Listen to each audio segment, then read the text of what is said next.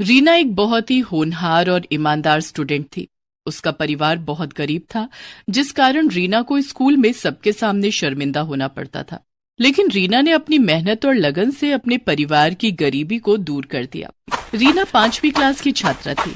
वो दौड़ी दौड़ी स्कूल की तरफ जा रही थी, लेकिन जब वो स्कूल पहुंची तो उसकी क्लास शुरू हो चुकी थी।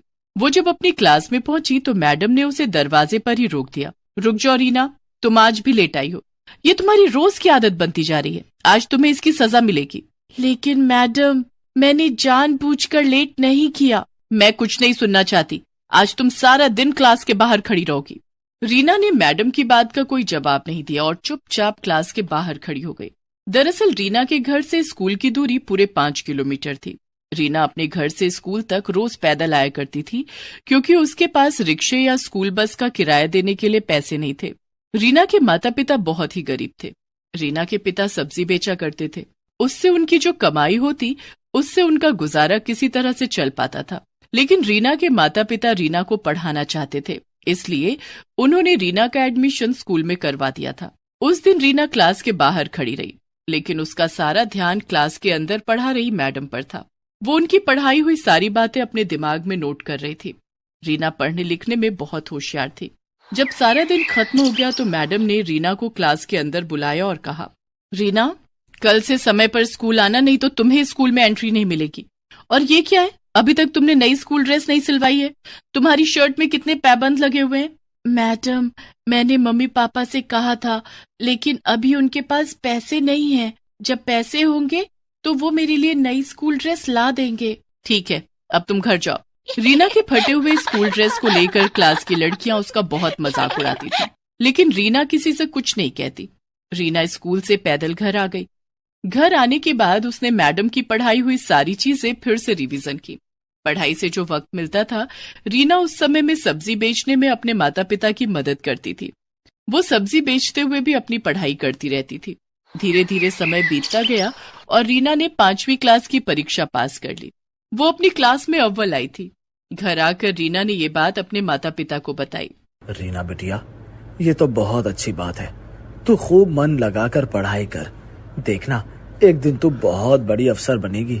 लेकिन बाबा, इस बार मैं पुरानी किताबों से नहीं पढ़ूंगी। इस बार मुझे भी नई किताबें चाहिए। मेरी पुरानी किताबें देखकर मेरी सहेलियां मेरा मजाक उड़ाती हैं। रीना के माता पिता के पास इतने पैसे नहीं थे कि वो उसे नई किताबें ला कर देते, इसलिए रीना अपने किसी सीनियर से सेकंड हैंड किताबें कम कीमत में खरीद लेती थी।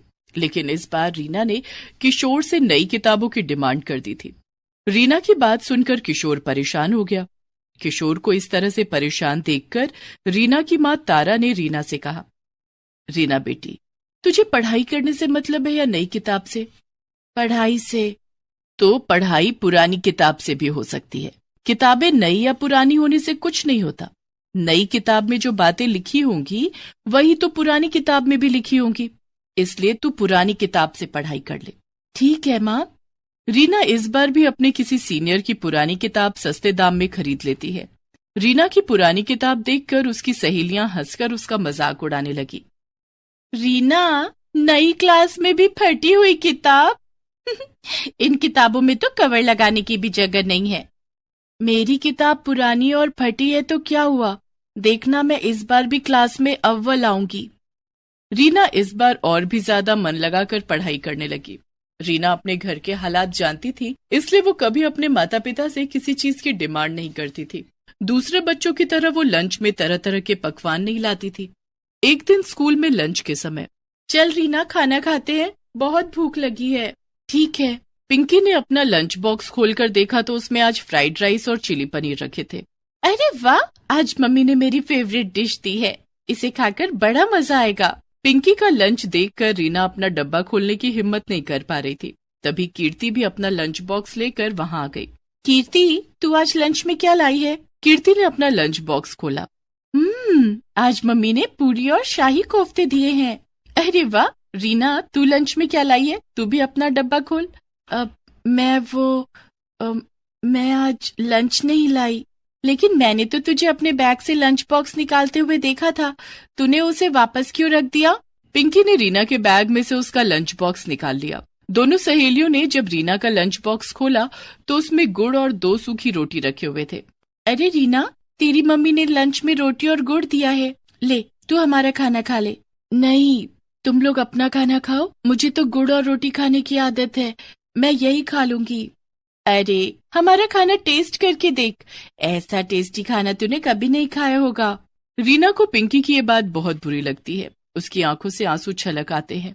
वो चुपचाप अपना लंच बॉक्स लेकर क्लासरूम से बाहर आ जाती है और गैलरी में बैठकर खाना खा लेती है। रीना इसी तरह संघर्ष करके अपनी पढ़ाई कर रही थी। चाहे कितनी भी परेशानियां और रुकावटें आए, लेकिन वो पढ़ाई में हमेशा अव्वल रहती।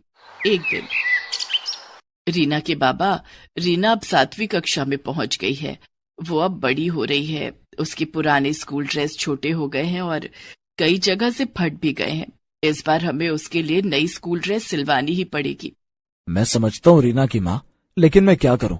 तुम तो जानती ही हो कि सब्जी बेचकर हमें 2 वक्त की रोटी पानी किसी तरह से मिल रही है। अगर इस बार रीना के लिए नई स्कूल ड्रेस खरीद ली तो उसकी किताबें नहीं खरीद पाऊंगा। रीना के बाबा, मैं सोच रही थी कि रीना के स्कूल जाने के बाद मैं सारा दिन खाली रहती हूँ, आप भी सब्जियां बेचने बाजार चले जाते हैं, तो क्यों ना मैं भी कोई काम कर लूं, इससे 2 पैसे ज्यादा आएंगे और रीना की पढ़ाई में वो पैसे काम आएंगे। ठीक है रीना की माँ, ऐसा ही कर लो। कम से कम रीना के लिए नई स्कूल ड्रेस और नई किताबें तो आ जाएंगी। रीना अपने माता पिता की बातें सुन रही थी। वो मन ही मन सोचती है, माँ पिताजी, आप दोनों मेरी पढ़ाई के लिए जितनी मेहनत कर रहे हैं, मैं वादा करती हूँ कि मैं एक दिन आप दोनों को दुनिया की सारी खुशियां दूंगी।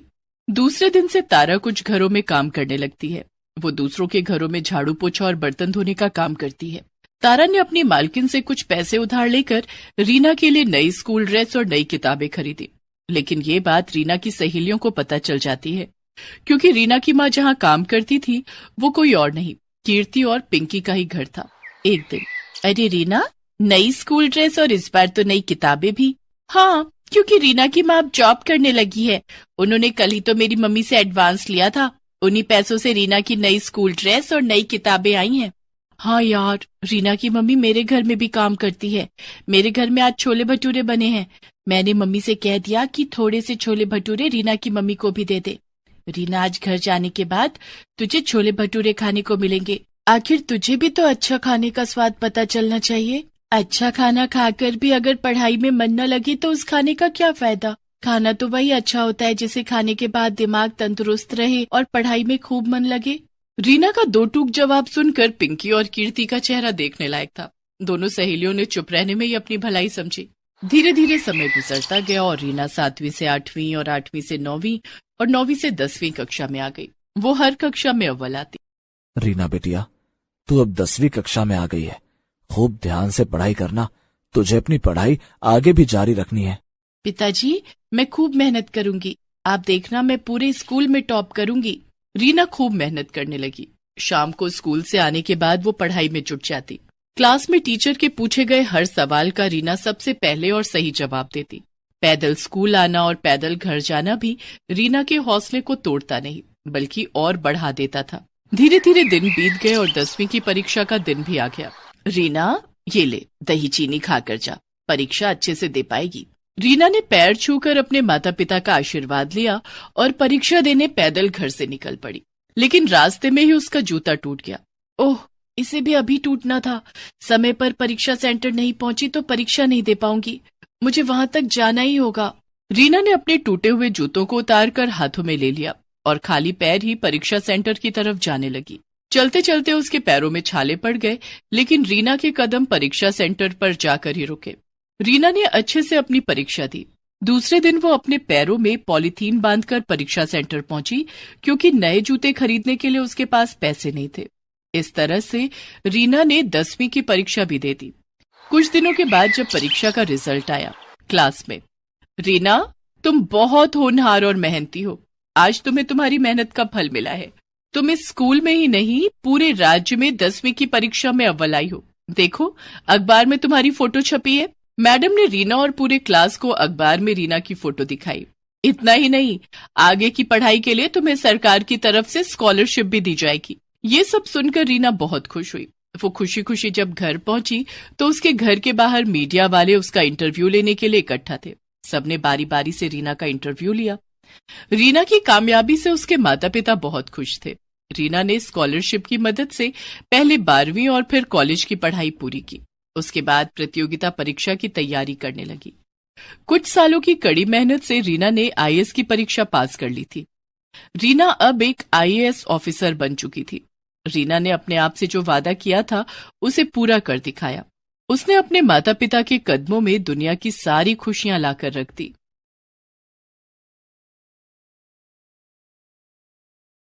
काम्या को खाने में मटन और चिकन बहुत पसंद थे, लेकिन उसकी शादी एक ऐसे घर में हो गई जहां चिकन मटन तो दूर, लहसुन प्याज भी नहीं बनता था। ऐसे में काम्या ने रोज रोज चिकन मटन खाने के लिए क्या किया, जानने के लिए देखते हैं रोज मटन चिकन। काम्या बिहार के एक छोटे से गांव जमुई की रहने वाली थी। वो पढ़ने लिखने में बहुत तेज थी। स्कूल की पढ़ाई के बाद उसके पिता कैलाश ने उसका एडमिशन दिल्ली यूनिवर्सिटी में करवा दिया था। अब काम्या दिल्ली में एक हॉस्टल में रहकर अपनी पढ़ाई कर रही थी। काम्या ने दिल्ली यूनिवर्सिटी से बीए और एमए की पढ़ाई की। गांव में इससे पहले कोई भी लड़की पढ़ाई करने दिल्ली नहीं आई थी। यही कारण था कि काम्या की शादी के लिए ढेरों रिश्ते आने लगे। पढ़ाई पूरी होने के बाद काम्या के माता पिता ने उसे वापस गांव बुला लिया। माँ पापा, आप लोगों ने मुझे गांव क्यों बुला लिया? मेरी वहाँ जॉब लगने वाली थी। देख काम्या, तेरी शादी के लिए बहुत अच्छा रिश्ता आया है। लड़के वाले जमुई के ही हैं, लेकिन वो लोग दिल्ली में रहते हैं। शादी के बाद तू वापस दिल्ली चली जाना और अपनी जॉब कर लेना। ठीक है माँ, तू कल तैयार रहना, कल लड़के वाले तुझे देखने आएंगे। ओके माँ, मैं जरा पार्लर होकर आती हूँ। ठीक है बेटी। काम्या बाजार चली जाती है और एक रेस्टोरेंट में पहुंचती है। कितनी अच्छी मटन की खुशबू आ रही है। यहाँ जी भर कर मटन खाऊंगी। काम्या रेस्टोरेंट के अंदर जाती है और वेटर को बुलाती है। Yes ma'am. आपकी दुकान की सबसे स्पेशल नॉनवेज क्या है? मैम, आप मटन हांडी ट्राई करो। इसे हम मिट्टी के बर्तन में बनाते हैं। मटन का टेस्ट भी और मिट्टी की सौंधी सौंधी खुशबू भी। ठीक है, आप 2 प्लेट मटन हांडी और 1 प्लेट चिकन सीख कबाब ले आइए। जी मैम। वेटर काम्या को उसका ऑर्डर सर्व कर देता है। काम्या सारा मटन और चिकन खा लेती है। अब जाके राहत मिली है। सुबह से हरी सब्जियां खा खा के मेरा पेट ही नहीं भर रहा था। दरअसल काम्या के घर में नॉनवेज तो दूर, लहसुन प्याज भी नहीं बनता था। लेकिन काम्या को दिल्ली के हॉस्टल में रहकर रोज रोज मटन चिकन खाने की लत लग गई थी। उसे एक दिन भी मटन और चिकन ना मिले तो उसकी हालत बिगड़ जाती थी। लेकिन काम्या को क्या पता था कि उसे ससुराल भी ऐसा ही मिलने वाला था। उस दिन जब काम्या घर लौटी, आ गई बेटी? हाँ माँ, बहुत थक गई हूँ, मैं सोने जा रही हूँ, खाना नहीं खाऊंगी। ऐसा कहकर काम्या सोने चली जाती है। दूसरे दिन उसे लड़के वाले देखने आते हैं। काम्या तैयार होकर उनके सामने जाती है। बहन जी, हमें लड़की पसंद है। अगर आपको हमारा लड़का पसंद हो तो हम बात आगे बढ़ाएं। हाँ हाँ, क्यों नहीं बहन जी, ये भी कोई पूछने वाली बात है। आपका लड़का हमें बहुत पसंद है। मैं तो कहती हूँ हमें देरी नहीं करनी चाहिए, जल्दी इन दोनों की शादी करा देनी चाहिए। ठीक है बहन जी। कविता काम्या के हाथों में शगुन के रुपए दे देती है और काम्या अरुण की शादी तय हो जाती है। कुछ दिनों के बाद दोनों की शादी हो जाती है। शादी वाले दिन तक तो काम्या ने ऑर्डर करके मटन और चिकन मंगाया और छिप छिप कर खा लिया। लेकिन विदाई के बाद जब वो ससुराल पहुंची, आओ बहू, अपने शुभ पैरों से हमारे घर को पवित्र करो। तुम्हारे रूप में हमारे घर लक्ष्मी आई है। कविता अपनी बहू काम्या और बेटे अरुण की आरती उतारती है और उन्हें घर के अंदर आने के लिए कहती है। काम्या घर के अंदर आ जाती है। कविता बहू और बेटे को उनके कमरे में भेज देती है। थोड़ी देर के बाद घर का नौकर चाय नाश्ता लेकर आता है। नाश्ते में मिठाइयाँ और नमकीन देखकर काम्या मन ही मन सोचती है, हाय, ये नमकीन और मिठाइयाँ कौन खाएगा? इनसे तो मेरा पेट ही नहीं भरेगा। मेरा तो मटन सीख कबाब खाने का बहुत मन हो रहा है, लेकिन अभी कैसे मंगवाऊं? घर में इतने लोग हैं, अभी मैं बाहर भी नहीं जा सकती। उस दिन मजबूरी में काम्या को नमकीन और मिठाइयों से काम चलाना पड़ा। रात के खाने में भी उसे वेज खाना खाने को मिला। ऐसे ही 2-3 दिन गुजर गए। मटन चिकन के बिना काम्या के चेहरे की रौनक ही चली गई थी। क्या बात है काम्या, तुम कमजोर क्यों लग रही हो? यहाँ तुम्हें भरपेट खाना तो मिल रहा है ना? बहू, कहीं तू शर्म के मारे आधा पेट खाकर तो नहीं रह जाती? नहीं माँ जी, शर्म किस बात की, वो शादी की रस्मों में थक गई थी ना, इसलिए। अच्छा ऐसी बात है, तो तू आराम कर। वैसे भी तुझे घर के काम नहीं करने हैं, घर में नौकर तेरे लिए तो है। तुझे जो चीज चाहिए रामू से मांग लेना। जी माँ जी। काम्या मन ही मन सोचती है, अब इन्हें कैसे समझाऊं कि मैं क्यों कमजोर होती जा रही हूँ। अगर जल्दी मुझे मटन चिकन खाने को नहीं मिला तो मैं मर ही जाऊंगी। एक काम करती हूँ, रामू से कहती हूँ मेरे लिए मटन और चिकन ले आए। रामू काका, आप आज बाजार जाओगे ना? मेरे लिए कुछ सामान ला दोगे? हाँ बहू रानी, क्या सामान लाना है? हम जरूर ला कर देंगे।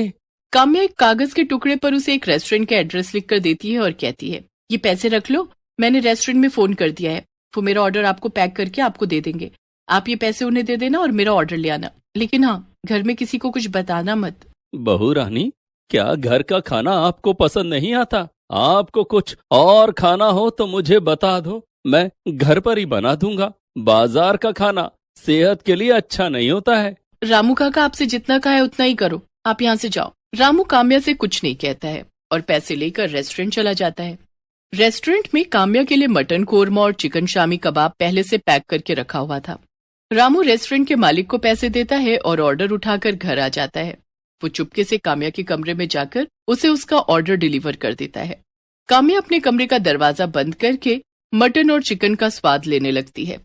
आहा, कितने दिन के बाद मुझे मटन और चिकन खाने को मिला है, आज मेरा पेट भरा है। काम्या ने जल्दी जल्दी सारा मटन और चिकन खा लिया। अब इन हड्डियों का क्या करूं? इतने में बाहर से कविता उसे आवाज लगाने लगती है और उसके कमरे का दरवाजा खटखटाने लगती है। काम्या बहू, काम्या बहू, अंदर क्या कर रही है? दरवाजा खोल चल, खाना टेबल पर लग गया है। उफ़ो, माँ जी को भी अभी आना था, अब क्या करूं? माँ जी हड्डियां देखेंगी तो गजब हो जाएगा।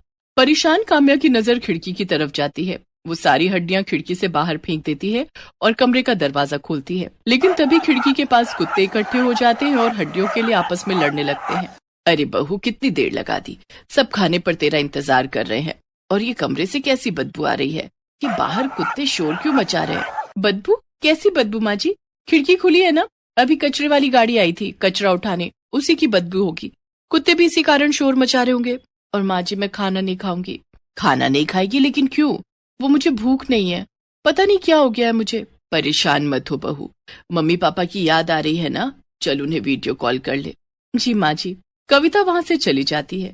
काम्या सोचती है कि सास को अभी तो टाल दिया, लेकिन रोज रोज रामू काका से नॉनवेज मंगवाया तो कहीं घर में किसी को पता न चल जाए। रोज रोज मटन चिकन खाने के लिए मुझे कुछ न कुछ तो करना पड़ेगा। काम्या थोड़ी देर सोचती है, हाँ ये ठीक रहेगा, मैं जॉब ज्वाइन कर लेती हूँ, रोज बाहर निकलने का मौका मिलेगा और इसी बहाने रोज मटन चिकन भी खा लूंगी। मैं आज ही अरुण से बात करती हूँ। उस दिन जब अरुण ऑफिस से घर आता है तो काम्या उससे अपनी जॉब की बात करती है। ये तो बहुत अच्छी बात है काम्या, घर से बाहर निकलोगी तो तुम्हारा दिल लगा रहेगा। मैं माँ और पापा से बात कर लेता हूँ, मुझे विश्वास है कि वो तुम्हें जॉब करने से नहीं रोकेंगे। अरुण और काम्या कविता और महेंद्र से बात करते हैं। वो दोनों भी काम्या के जॉब करने के फैसले से बहुत खुश थे। काम्या अब जॉब की तलाश करने लगती है और घर से बाहर निकलते ही उसका रोज रोज मटन और चिकन खाना शुरू हो जाता है। कुछ दिनों के बाद काम्या को जॉब मिल जाती है। काम्या अब रोज ऑफिस जाने लगी थी। उसके ऑफिस के सामने एक रेस्टोरेंट था जिसमें नॉनवेज के ढेर सारे आइटम मिलते थे। काम्या कभी घर से लंच नहीं ले जाती थी और रोज रोज रेस्टोरेंट में जाकर मटन और चिकन खाती थी। एक दिन, काम्या बहू, तू लंच लेकर ऑफिस क्यों नहीं जाती? सारा दिन भूखी रहकर काम करेगी तो तेरी सेहत पर बुरा असर पड़ेगा। माँ जी, ऑफिस में काम इतना ज्यादा रहता है कि खाने की फुर्सत ही नहीं मिलती, इसलिए मैं लंच नहीं ले जाती। अगर लंच ले गई तो वो लौट कर वापस आ जाएगा। इस तरह अपनी सास से झूठ बोलकर काम्या रोज रोज मटन और चिकन खाने लगी। उसकी सारी सैलरी मटन और चिकन खाने में खत्म हो जाती। धीरे धीरे काम्या का वजन बहुत बढ़ने लगा। घर में सब इस बात से हैरान थे कि लंच न करने के बाद भी वो इतनी मोटी कैसे हो रही है। एक दिन काम्या ऑफिस के पास वाले रेस्टोरेंट में बैठकर मटन और चिकन खा रही थी कि तभी उसकी तबीयत अचानक बिगड़ गई। उसे चक्कर आने लगे और वो बेहोश होकर जमीन पर गिर पड़ी। उसके ऑफिस के कुछ दोस्त उसे उठाकर अस्पताल ले गए और उसके घर वालों को खबर दी। अरुण, कविता और महेंद्र भागे भागे अस्पताल आए। वहां डॉक्टर ने चेकअप किया और कविता से कहा, लगता है आपकी बहू रोज रोज मटन चिकन खाती है, तभी इनका कोलेस्ट्रॉल बहुत बढ़ गया और इनका बीपी भी बहुत हाई है। इन्हें बहुत ज्यादा सादा खाना खाना होगा, तभी इनकी सेहत सुधर सकती है। ये आप क्या कह रहे हैं डॉक्टर साहब? बेचारी मेरी बहू तो दिन में खाना भी नहीं खाती है, वो चिकन मटन कैसे खा सकती है? देखिए, ये रोज मटन चिकन खाती हैं, ये मैं नहीं कह रहा हूँ, इनकी रिपोर्ट कह रही है। माँ जी, मुझे माफ कर दीजिए, डॉक्टर सही कह रहे हैं। मैं रोज छिप छिप कर मटन चिकन खाती थी, लेकिन अब कभी उन्हें हाथ भी नहीं लगाऊंगी। काम्या की चोरी पकड़ी गई थी, लेकिन उसने अपने घर वालों से इसके लिए माफी मांगी और कभी मटन चिकन ना खाने की कसम खाई। Please subscribe this channel.